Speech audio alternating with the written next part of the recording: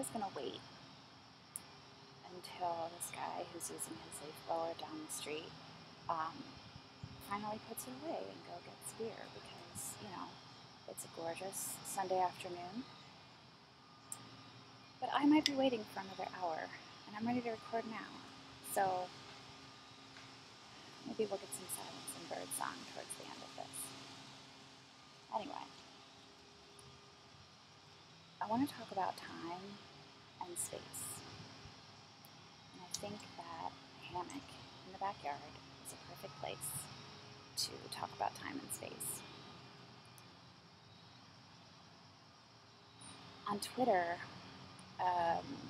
recently, someone was saying how irritating it is when she tells people she's written a book and they say, "Oh, I wish I had time to write a book."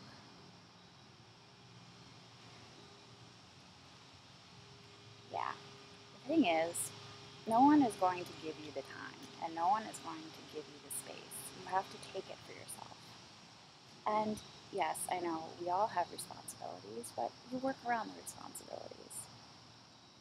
And like I was saying before, you don't have to carve out an hour and make it your perfect writing practice, because you might never begin if you set such exacting standards for yourself, right?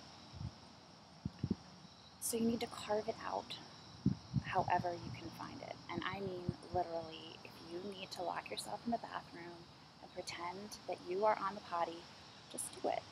Because, usually people will leave you alone if they think you're using the bathroom. Lock yourself in, do what you need to do with your journal on you. Anyway, so I was at New York Comic Con last weekend, which was really insanely fun.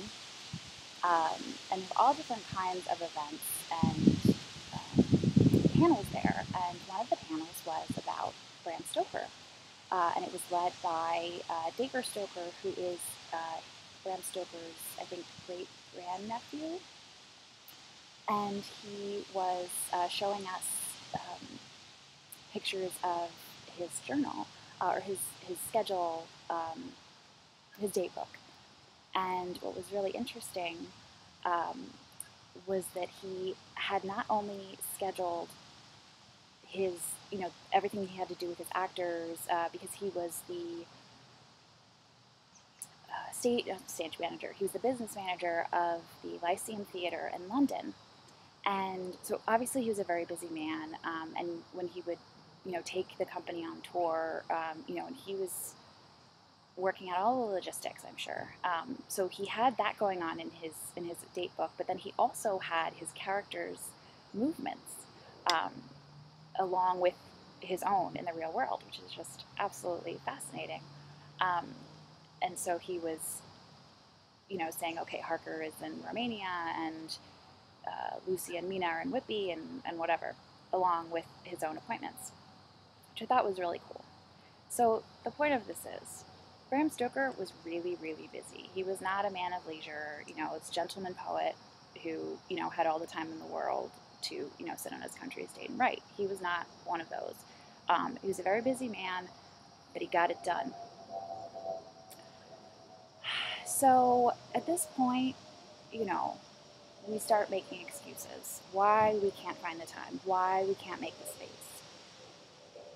And the best thing that I have ever found for lighting a fire under my own tushy to make the time and create the space is Charles Bukowski's poem, Air and Light and Time and Space. And, I'm not a huge fan of Bukowski ordinarily, but this poem is amazing, and it will light a fire under your tush. So guess what? I have it, and I'm going to read it for you right now.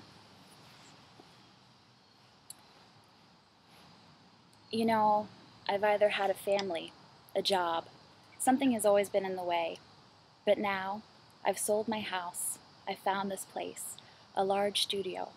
You should see the space and the light. For the first time in my life, I'm going to have a place and the time to create. No, baby. If you're going to create, you're going to create whether you work 16 hours a day in a coal mine or you're going to create in a small room with 3 children while you're on welfare. You're going to create with part of your mind and your body blown away. You're going to create blind, crippled, demented.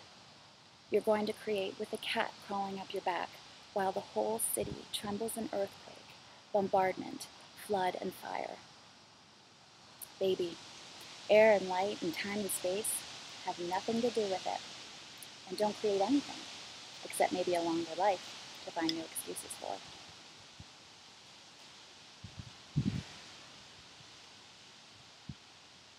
So, whoever was using that leaf blower is done. And I hope he grabbed himself a beer. Or she. I hope she grabbed herself a beer. So,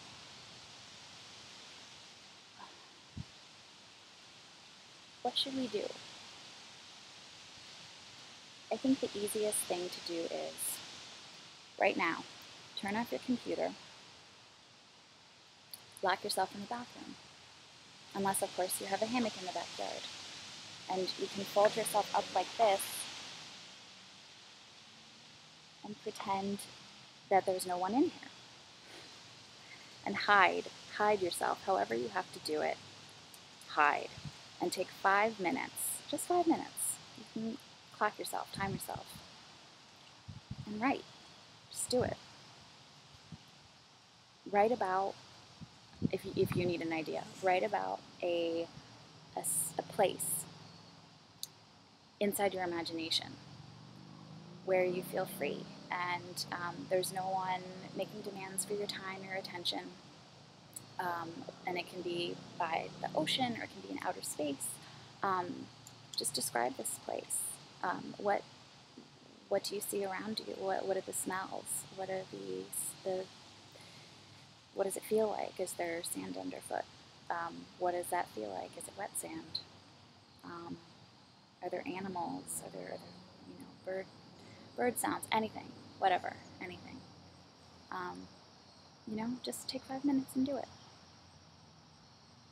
And I'm going to do the same right here.